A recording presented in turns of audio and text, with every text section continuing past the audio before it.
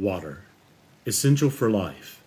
It quenches thirst, enlivens our bodies, and cradles us until birth.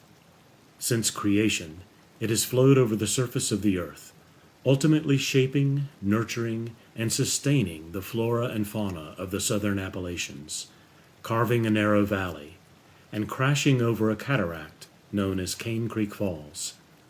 100 years ago, Methodists were drawn to this place, as indigenous peoples had been for millennia, not by gold or greed, but by the life force of creation offered by these falls, ever-flowing evidence of the Creator's love. It is small wonder, then, that this place may invite a sense of belonging, of oneness with creation.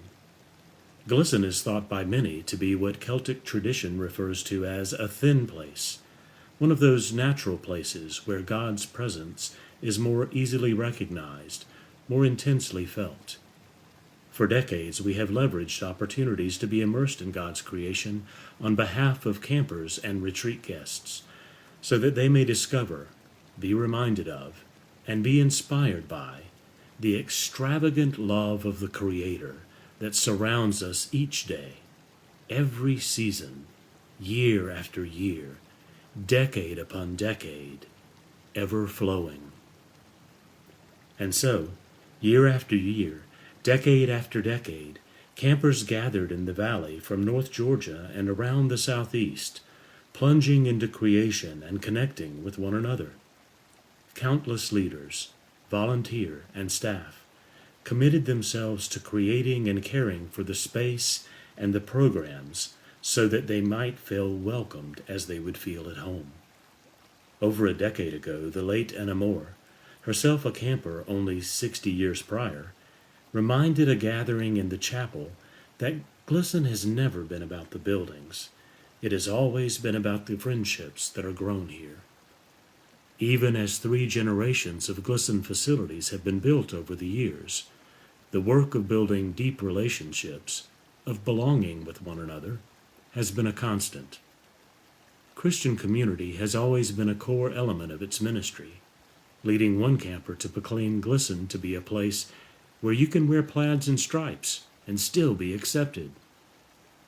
Living out our faith with one another has been so central to how Glisson forms faith that the late Reverend Wesley Stevens recounted a camper in the 60s saying, when asked by a pastor why he liked Glisson so much, "You know all those things we learned in Sunday school? Here we do them." It is a natural response to being profoundly moved by the embrace of creation and of God's children, faith. Over the past century, countless campers have come to faith in Christ as they discovered that they have always belonged to God. Members of our conference clergy can tell you where they were in Glisson's chapel when they heard their call to ministry. Campers learn that worship has no walls, and that we can hear God speak anywhere if we'll slow down enough to listen.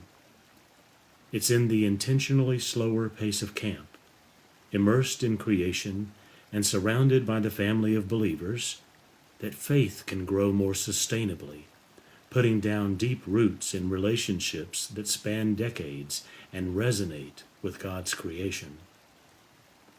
Belonging in creation, belonging with one another, belonging to God.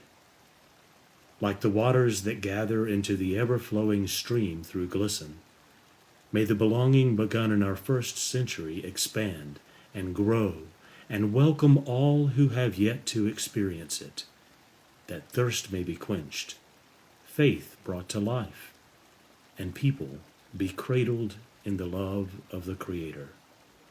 May God make it so for the next 100 years.